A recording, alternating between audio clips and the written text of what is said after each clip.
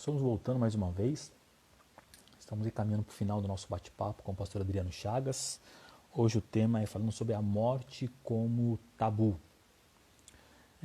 A morte como tabu para a igreja, né? Então nós vamos finalizar esse tempo de bate-papo com o pastor Adriano. Vamos chamar ele aqui de volta, ele já está aqui com a gente. Para ele entrar. Vamos lá, Adri. Só para retomar esse vídeo do que nós havíamos finalizado a última parte da live de hoje. Como que nós podemos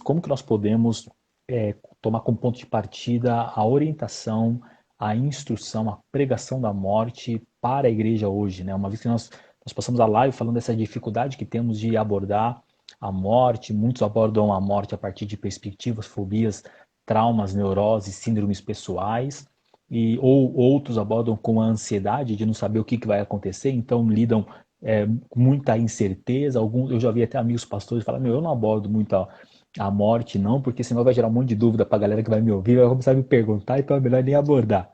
E aí você lima literalmente uma realidade presente na vida da gente, que é a morte, né? E a gente então vive como diz aquela frase, não lembro quem falou agora, a gente vive como se nunca fosse morrer, e morre como se nunca houvesse vivido, né? Nunca tivesse vivido. E aí a gente passa. Quando a morte chega, se apresenta, a gente não sabe o que faz. Quando estamos na iminência da morte. Então, qual deve ser a postura da igreja, do pastor, a partir do evangelho, para abordar essa questão da morte? Então, nós estamos fazendo, um comentário também um pouco com um certo humor, por causa de uma música muito famosa que ficou que ficou famosa, a partir do texto de João 11, que é a ressurreição de Lázaro, mas a centralidade da música não é a centralidade do evangelho, e ela fez sucesso porque o texto é pregado fora do seu contexto. Mais importante do que a doutrina da ressurreição é a pedra que é removida, né? Por isso que no coro da canção não vai tratar da doutrina da ressurreição. Ele vai dizer, remove a minha pedra, né? Como a representação da remoção dos meus problemas, porque é isso que fazemos com o texto sagrado. João capítulo 11, a mensagem é ressurreição, vida após a morte, o Cristo que tem poder sobre a própria morte. Esta é a primeira fala de Jesus quando ele encontra as irmãs de Jairo. Eu sou a ressurreição e a vida. E aquele que crê em mim jamais morrerá. Ainda que esteja morto, viverá. Então, é esta a mensagem de João 11. João 11 é uma mensagem de ressurreição, uma mensagem muito propícia para um culto fúnebre, né? Onde Mas não pessoas, tomada a partir da música, né? pessoas Não pode. sensibilizadas A pela música, porque a perda. música, vamos lembrar aqui, só porque a música vai falar, remove a minha pedra, né? Me chama pelo nome, muda a minha história e ressuscita os meus sonhos, né? Isso, totalmente diferente. Não é nada disso que o texto está falando, né? Está falando nada de sonho, não está falando nada de muda a minha história, não é nada disso. O texto está falando de poder sobre a morte, de vida sobre a morte. O testemunho que o Cristo tem poder sobre a morte. Existe vida eterna. A morte não é um fim em si mesmo. Mas a morte está nas mãos do Cristo e ele tem total poder sobre ela para tornar a vida a todo aquele que morreu. O objetivo não foi só ressuscitar Lázaro. Não é esse o objetivo. O objetivo ali foi mostrar que a morte não era um fim. A morte não era um fim. E aqueles que crescem no Cristo teriam a segurança, a esperança, a certeza de que a morte não seria o fim da vida. Porque Cristo tinha poder sobre a morte e tinha poder para ressuscitar a Lázaro, já sepultado há 4 dias. Então, este era o objetivo da mensagem. Por isso, Jesus conduz a sua ida até Betânia da maneira correta, dizendo, eu sou a ressurreição e a vida. Então, o que nós precisamos talvez voltar a pregar, ou quando pregamos esses textos, ou num culto fúnebre, ao invés de ficar falando de quem era a pessoa, o que a pessoa fazia, porque, meu irmão, salvação não é pelas obras, não é por obras. Eu não sei de onde vem essa mania no culto fúnebre de ficar falando que era bonzinho, que fazia isso, que fazia aquilo. Não é meritório. Isso é contra o evangelho. Salvo pela graça, né? Pela fé em Cristo, pelo sacrifício da cruz. Pouco importa o que eu fiz, ou se eu era bonzinho, ou quanto eu era bonzinho. Isso não importa no momento da minha Se, morte. O que importa na minha e morte se é o foi evangelho. bonzinho, e se foi bonzinho, não fez mais do que obrigação, né? Não é? Exatamente. Como diziam os seus servos inúteis. Se fiz o que vos É, mando, se fiz o que vos mando, são servos inúteis. Então, o que se prega num culto fúnebre é o evangelho, é a ressurreição, é a vida após a morte, é a verdade de que a vida não termina ali, de que após a morte há um céu e há um inferno. E esta palavra a gente não prega para o morto. Morto está morto. A gente prega para os vivos. E os vivos precisam ouvir que aquilo não é o fim, de que não termina ali, de que há uma vida eterna e abundante se caminhamos com Cristo crendo na verdade do Evangelho. Então, é isto que se prega num culto fúnebre. Não vou falar do morto, o morto está morto, e não estou pregando para o morto também, estou pregando para quem está vivo. E o que eu prego? A ressurreição. Isto tem que ser uma verdade sempre invocada nas igrejas, todas as vezes que precisamos tratar do assunto morte. Não é? Todas as vezes que precisamos tratar do assunto morte, precisamos tratar da esperança da ressurreição. Né? Até aquela fala que a Isabela disse que eu falei na igreja, é porque eu vi o quanto a igreja ficava preocupada, né? Profundamente preocupada com o estado da nossa irmã Natália, e eu disse então como uma palavra de esperança, dizendo que Deus a amava muito mais do que eu ou qualquer outra pessoa daquela igreja. Não havia ninguém naquela igreja e ninguém no mundo que a amasse mais do que Jesus. E por isso ela estaria nas melhores mãos que ela poderia estar, recebendo o melhor cuidado que ela poderia receber, que era o Cristo presente na dor da sua vida. E isto não é só um conjunto de palavras bonitas, isso é a verdade do Evangelho, isso é o Evangelho. sim. Isso é o Evangelho. Não há ninguém que me ame mais do que Deus. A morte não será e nunca será um obstáculo entre eu e Deus. Logo, eu só preciso de uma coisa. Eu só preciso saber se esta é a vontade de Deus. Se for a vontade de Deus, é aquilo que nós estamos aprendendo agora numa série de mensagens lá da nossa igreja e que falamos domingo passado, né? A oração é, acima de tudo, uma expressão de obediência à vontade de Deus. Essa é a essência da oração. Porque Sim. antes dos pedidos pessoais,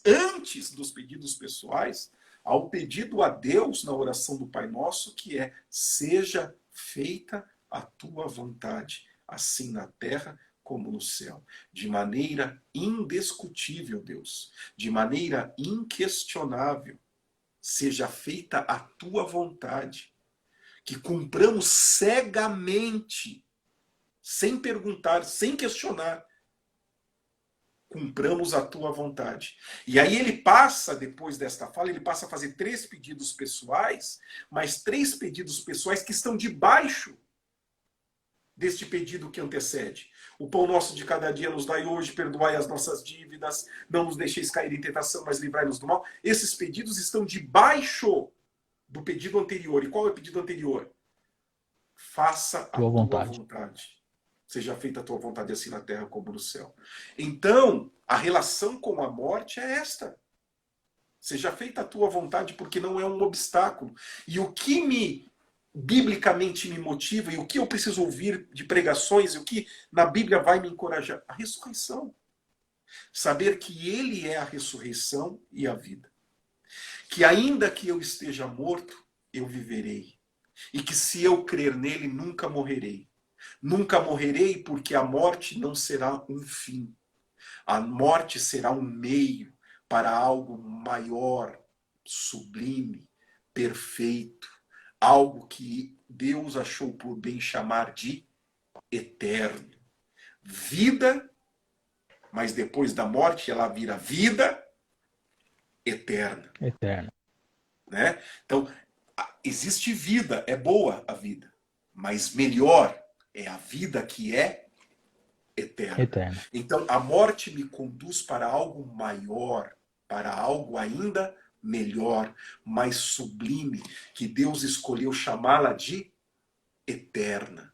Uma felicidade que nunca terminará. Um estado de prazer e alegria que nunca se findará. E aí eu volto a citar Coríntios capítulo 15, que nós fizemos alusão. Se não crermos nisso, dizia Paulo, se não crermos nisso, em vão é a nossa pregação e a nossa fé. É É vazio, interessante é um vácuo. o quanto que isso é central, que a gente tem repetido aqui, e eu acho que não é ser repetitivo, mas é o quanto que tudo se resume a você ser bíblico, mas ser bíblico na sua totalidade, não fazer essas seleções, porque muitas mensagens que a gente ouve ministrar, elas fazem essas seleções e aí essa doutrina ela se perde em um único texto e esquece de todos os outros, né? Como nós até brincamos a respeito da música que usa como base João 11 da ressurreição de Lázaro, né? Todo mundo fala sobre ter fé, né? Porque você tem ali que crer e Jesus chama ali, mas a fé não é para a ressurreição a remoção da pedra, a fé é nele que ressuscita, né? Sim. Então não está no movimento daquilo que era o impeditivo, mas está nele que ressuscita. Mas toda a ênfase teológica hoje ela é construída nesse sentido de jogar para nós, até também muitas vezes, a perspectiva da fé. Ou seja, se nós crermos, nós vamos então, nós não vamos morrer. Se nós crermos, nós não vamos ficar doentes. Se crermos, nós não vamos então sofrer angústias ou sofrimento. Ela é meio que dúbia, é estranha essa teologia, não me cai bem, sabe? Parece que Sim. fica parado aqui, porque joga para nós uma fé de um Deus que intervém muitas vezes em algo que ele mesmo estabeleceu. E que ele está falando, olha, a morte faz parte da vida de vocês, agora eu sou a ressurreição e a vida. A E morte é uma nisso que, marca da vida humana. e nisso que você falou, nisso que você falou, responde àquela indagação. Por que da incerteza da salvação? Por isso. Porque ao invés de termos uma teologia centrada no Cristo, a nossa certeza de salvação não é de nós, e nem das nossas ações, e nem das nossas atitudes, nem dos nossos méritos. A nossa certeza de salvação vem da eficácia da cruz do Cristo. A santidade não é pelas nossas ações, pela nossa bondade, pelo nosso. É a santidade do Cristo. É a santidade do Cristo perfeita, plena, que repousa na minha imperfeição. O que me torna, portanto, aceitável a Deus, não sou eu. É o Por isso Cristo que que, me torna aquela aceitável. oração, né? A oração saca, né? É pelos méritos do Cristo, né? Sim, e a oração do Pai Nosso é isto. A oração do Pai Nosso é isso. A oração do Pai Nosso é o Abba Pai. É o Pai que não pode ser questionado, não deve ser retrucado. É o Abba, é o que exerce plena autoridade sobre a minha vida. É o Pai que é nosso, que não é só meu, é seu, é de quem eu gosto, é de quem eu não gosto. E que todos são meus irmãos, porque Ele é o nosso Abba. O Abba nosso, que é nosso, mas que está nos céus, reverenciado, glorificado, enaltecido, bendito, exaltado. É este Deus grandioso que ao mesmo tempo é meu Abba e é Abba de todos nós. Santificado seja o teu nome, significa santo é o teu nome. O Senhor derrama a santidade por onde anda. O Senhor inunda a santidade, o Senhor transpira a santidade. Santificado seja o teu nome. Me faça participante, Deus, dessa santidade. Derrama sobre mim essa santidade que é tua, essa perfeição, esta pureza, esta beleza que é tua. Derrama ela sobre a minha vida. Santificado seja o teu nome. Seja feita a tua vontade, assim na terra como no céu. A obediência, a expressão, a fé e a certeza de que a vontade de Deus é boa, é perfeita, é agradável. Então perceba que a oração do Pai Nosso, ela é uma oração que não poderia ser composta por outra pessoa que não fosse o Cristo, porque ela é perfeita, ela ajusta todas as peças e as doutrinas bíblicas no seu devido lugar, para que aprendêssemos a orar segundo a Bíblia Sagrada, que as nossas orações representassem tudo isso. Então, tudo isso que nós estamos falando, a fé no Cristo, no sacrifício do Cristo, no mérito do Cristo, na santidade, tudo isso está lá na oração do Pai Nosso, né? Tudo aquilo está na oração do Pai Nosso, nessa entrega total, nessa confiança total, nessa submissão e obediência total, da primazia do reino, né? Venha o teu reino.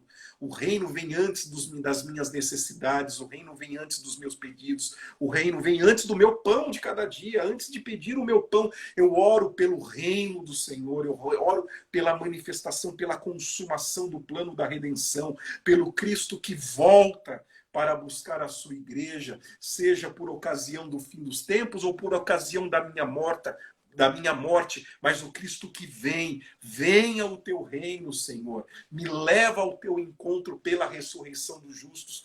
Então, a oração do Pai Nosso, ela é riquíssima biblicamente, teologicamente, porque ela lança fundamentos, né? Ela é como uma coluna vertebral que coloca tudo doutrinariamente no seu devido lugar para que pudéssemos aprender a orar e orar segundo a Bíblia Sagrada, vendo que nada é nosso, tudo é Deus. É assim que ela termina, porque teu é o poder, tua é a glória, né?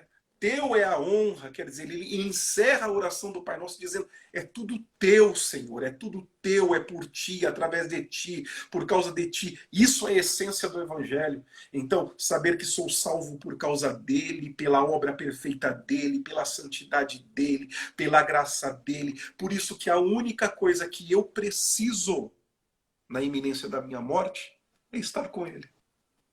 É só Tá com ele. isso. É só isso que eu preciso. É, Só é estar com engraçado. ele nas minhas orações. É só isso que eu preciso. Porque todo o Essa resto vem dele. simplicidade e essa simplicidade de certeza, né? Não precisa Sim, mais do que isso, né? nada, nada mais. Não importa o que eu fiz, o que eu deixei de fazer, o que eu poderia ter feito, pouco importa. O que importa é que no leito do hospital, um dia, isso vai acontecer comigo, né? Nossa, pastor, o senhor é fatalista? Não, é realista. Se a Sim, minha vida for boa, irmão, se a minha vida for boa, eu morro num leito de hospital. Né? Se ela não for interrompida abruptamente por um ato de violência, por um desastre, né? O fluxo natural de uma vida boa é um dia adoecer no leito do hospital e morrer. Então, a única coisa que eu vou precisar quando esse dia chegar, e ele vai chegar, a única coisa que eu precisarei é saber que eu preciso só estar com ele naquele momento. Nas minhas orações, na minha fé, eu só preciso disso. Saber que eu estou com ele, porque é tudo dele. Tudo vem através dele, é a santidade dele, é o sacrifício dele, foi a morte e a ressurreição dele, e eu vou ressuscitar porque ele ressuscitou primeiro, porque ele é a primícia dos que dormem. Então é tudo por causa dele. Então eu só preciso de uma coisa, eu só preciso dele. E aí vem a simplicidade do que Jesus disse lá em Mateus 6:33. Mateus 6:33. Mas buscai em primeiro lugar o reino de Deus. E todas as demais coisas vos serão acrescentadas. Tudo se encaixa na vida. E tudo se resolve quando temos Deus ao nosso lado. Agora imaginemos o seguinte, para caminharmos para o encerramento, imaginemos o seguinte.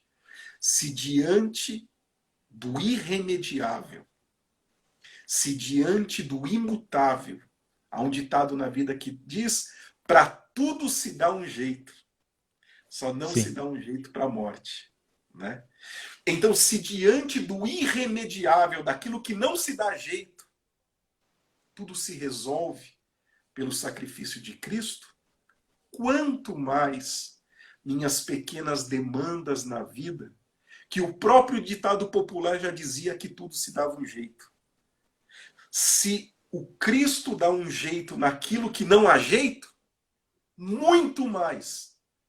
Eu só preciso de Deus para enfrentar todas as demandas e necessidades da minha vida. Porque se Deus estiver comigo, é tudo por Ele, para Ele e através dele. E você que nos acompanha, nunca se esqueça do que Jesus ensinou no final da oração do Pai Nosso. Teu é o reino, teu é o poder, tua é a glória. A glória. É tudo por Ele, através dele e por causa dele. Se eu tenho Ele, então eu tenho tudo. E aí vai a correta leitura do Salmo 23. Se o Senhor é o meu pastor, de nada tenho falta. De nada tenho falta porque nada me falta? Não. De nada tenho falta porque eu tenho tudo na minha vida. E esse tudo é Deus. Se Deus está comigo, nada me faltará. E nada me faltará por quê? Porque Deus cuidará de mim. Ainda que falte o pão, ainda que falte a saúde, ainda que falte o trabalho, ainda que inúmeras faltas se instalem na minha vida, estas faltas são insignificantes diante da grandeza daquele que tudo é e que está comigo. Né? E aí a gente poderia ficar lembrando de vários, porque isso é evangelho. Né? Isso é evangelho. Daí você retira a sua esperança de enfrentar a morte com dignidade, com alegria, com esperança e com muita fé e certeza de salvação, sabendo que é por Ele e não por causa de nós. Amém. É engraçado, né? Você sabe, eu comentei contigo, até eu agradeço por você ter estendido esse pedido à tua igreja.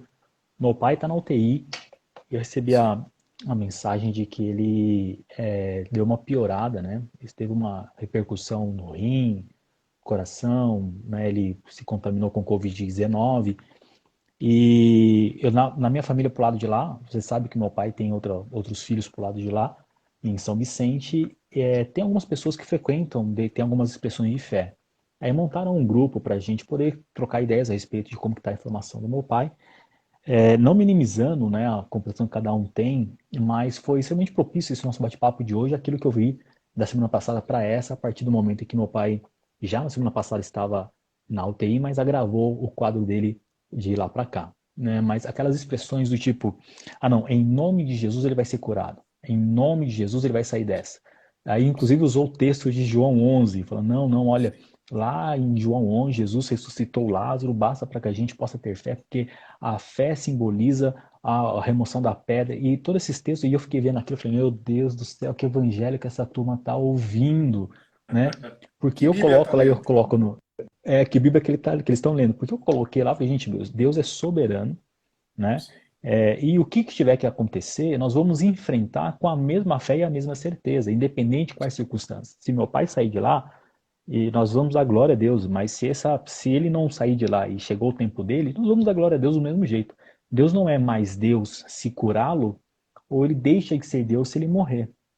Essa compreensão, né, de não atrelar ganho e perca, né, à fé é fundamental para a saúde. Né? E muitas pessoas lidam nesse momento com essa dificuldade. Né? Ficam na expectativa e criam grandes expectativas de que Deus vai curar, de que não, se nós cremos e tivermos fé, as coisas vão se resolver.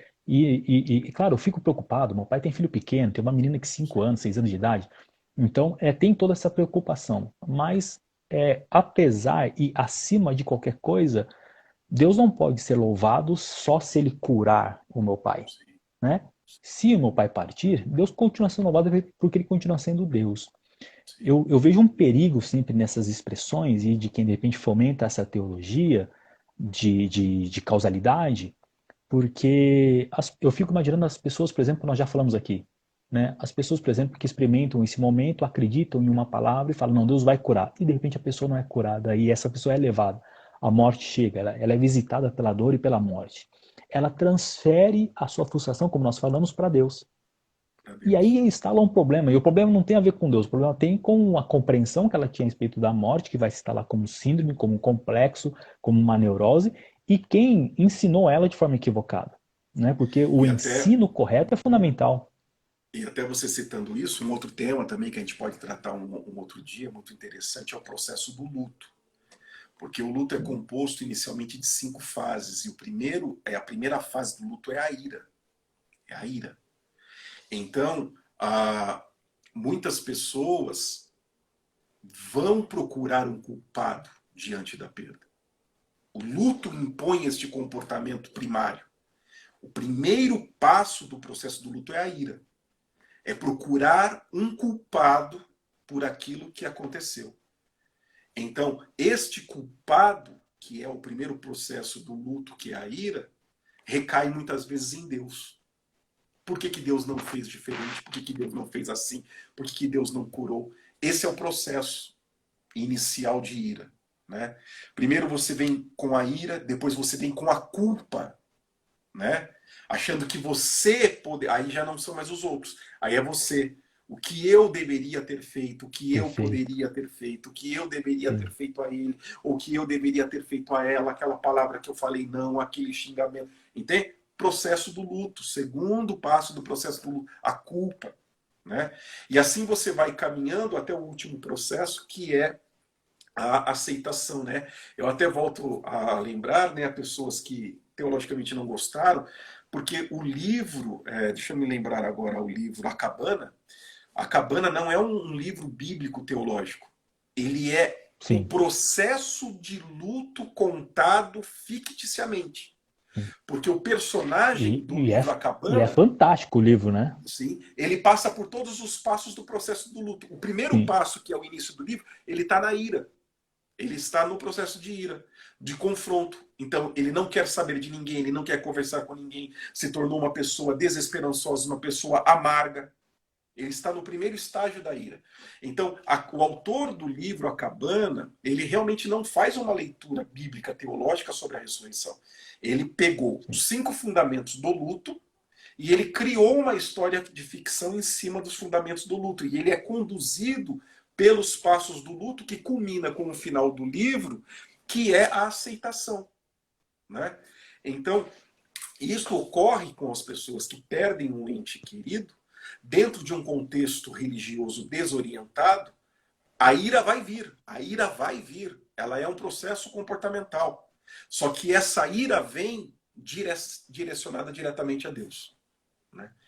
Deus poderia ter feito diferente. E ela vai viver meses, talvez, nesse processo de ira contra Deus. Porque se ela tivesse tido uma correta condução bíblica no processo da perda e trabalhando o processo de luto, ela não iria conter a ira, mas ela não iria direcioná-la a Deus. Sim. Ou, se tem um atendimento pastoral até mais elaborado, com mais conhecimento, ela já teria sido orientada de que a ira viria. De que a ira Sim. virá. Né? Para que quando vir aquela ira da morte, da perda, ela já tenha sido aconselhada e sabendo, olha, tá vendo, isso é o que o pastor me aconselhou, dizendo que isso iria acontecer. Então não vou procurar culpados, embora eu sinta essa raiva dentro de mim, eu não vou extravasá-la, porque eu sei que isso é passageiro. Isso é o que o pastor me aconselhou no processo de luto, o primeiro estágio desse meu processo de 5 passos do luto. Eu vou passar por esse momento de ira. Quando chegar a culpa, é a mesma coisa, não vou me culpar, não vou ficar remoendo lembranças passadas, porque eu sei esse é o segundo passo. Eu deixei de me irar com os outros e agora estou irado comigo mesmo. Então, é o segundo processo, né, do luto. E assim eu vou passando por cada um dos processos, né? Poderíamos até um dia fazer uma live sobre os processos do luto e A gente poderia até biblicamente marcar para fazer a tratá-los. próxima, já que a gente falando hoje sobre morte, né? Na próxima Sim, falar sobre o luto. podíamos falar sobre o processo do luto, a Sim. importância do processo do luto, né? Eu já criando até o título. a, import... a importância do processo do luto para a superação do evento morte, né? Então Legal, seria legal. exatamente isso daí, né? Esses passos que poderíamos conduzir e que quando somos conduzidos pela Bíblia é o que o livro A Cabana quer dizer. Quando você passa por esses processos com Deus, se torna tudo mais agradável, tudo mais Inclusive, suportável e mais leve. inclusive é bem explorado no livro A Cabana as síndromes e complexos que o cara que passa por esse processo tem, né? A difícil aceitação Sim, de aceitar Deus como pai, a figura tem, masculina, porque tinha um problema com o pai tem. anterior. Então tem todo um Isso. processo que é Tem todo um representado também processo ali nesse livro. interessante e que a mensagem do livro quer mostrar com isso. Se Deus estiver presente, tudo se tornará mais leve, Sim. né? Conseguiremos superar, né, as perdas, por mais importantes que foram essas pessoas, lembraremos dela com a esperança e a certeza da ressurreição. Sim, legal. Bom, quero pedir para quem tiver, claro, a oração não quer demais, né? Quem puder, continuar Sim. orando para que Deus possa, de alguma forma, fazer o melhor na vida do meu pai e dos meus Amém. familiares. Ele tem uma esposa, tem filhos pequenos, mas sabemos que Deus, ele é soberano sobre todas as coisas e o nome dele vai ser louvado. Eu fiz esse Amém. comentário porque é um tema muito, muito presente aqui do que a gente está falando e do que eu estou experimentando agora, esse sentimento, né? No que para mim está resolvida essa questão, mas eu vejo familiares que expressam uma fé totalmente diferente dessa que nós estamos Sim. compartilhando, embora se diga-se uma fé cristã e evangélica, né? E o quanto é Sim. importante nós centrarmos essa fé na pessoa do Cristo, na esperança da ressurreição e na compreensão de que Deus é soberano. Deus não é Amém. mais Deus se ele curar o meu pai, e ele não é menos Deus se ele não curar o meu pai. É como no seu caso, né? Deus não seria mais Deus se curasse a Natália e seria menos Deus se ele não curasse a Natália, né? A gente não Sim. pode olhar a partir dessa perspectiva, Isso. Amém. E isso aí tá fica bom? para todos, né? Aí o exemplo que todos nós temos as nossas perdas, todos nós atravessamos o vale de sombra e de morte, como diz lá o Salmo 23. E em meio a todas essas perdas e esse vale de sombra e morte que se instala sobre a vida de todos nós, a única esperança, alento e certeza é a graça de Deus. É interessante que você citou um salmo que eu gosto demais, né? Porque todo mundo gosta do Salmo 23, o verso 1 e o 2, né? O vale da sombra da morte ninguém quer, mas eu acho interessante como ele começa, ele fala um ainda que. Esse Ainda ainda que. que sempre chega, né? Talvez Sim, para alguns não chegou hoje, né? Para sim, alguns ainda vai chegar esse ainda que, mas que nós possamos ter a certeza que se ainda que formos visitados por esse vale da sombra da morte, Deus está, né? A palavra lá está no presente, né? Deus é presente no vale, né? Nos sentimos confortados e consolados por Ele. Dri, glória a obrigado por esse Deus. tempo, bate-papo, viu? Mais uma vez, agradecer a todos que estão aqui nos acompanhar. Deixa eu ver se alguém deixou alguma pergunta, alguma coisa aqui para a gente comentar. Acho que é um tema muito, muito importante.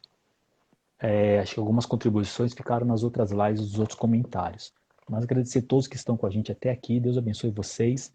Um bom restante de feriado aí, final de semana prolongado.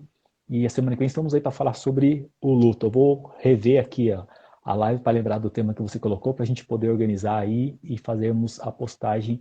Então, na semana que vem, volte com a gente aqui na quinta-feira, às 20h30. Nós vamos falar sobre as fases do luto e como que a gente pode compreender o luto a partir de uma perspectiva cristã. É interessante só deixar essa observação acerca do luto, porque tem muita gente que não sabe, mas elas experimentam uma relação necrofílica no Sim, momento do luto, né? Eu sim, tenho uma pessoa muito próxima da gente aqui na nossa comunidade que existe muita dificuldade dela se desprender do seu filho. O filho dela tinha 5 anos quando ela faleceu, né? Ela foi levar a criança para a escola, 4 horas da tarde, ligou para ela, a escola ligou que o filho dela havia morrido. Então ela levou o filho bem e foi buscar o filho morto, né? sim. Então ela não foi um evento que marcou ela demais. Até hoje ela tem uma dificuldade de lidar com isso, mas ela guardou roupa, alimento, essa relação necrofílica do momento do luto, né? A pessoa vai, mas a pessoa ainda mantém aquele lance da morte, né? É quase aquela esperança de Maria Madalena falando com o jardineiro que ela não entendia, né? Se você enterrou o Cristo, fala para mim onde você escondeu que eu quero ele para mim, que eu levo ele comigo. Ela queria levar o Cristo morto. Olha que coisa interessante. Eu levo ele para mim, né? Sim, Aquela relação necrofílica de apego àquela pessoa, né? Mas aí é sim. um tema importante para a gente explorar na semana que vem, né? Legal. E mais uma vez, uma boa noite, um beijão, viu? Boa noite, beijão, obrigado. Deus abençoe a todos.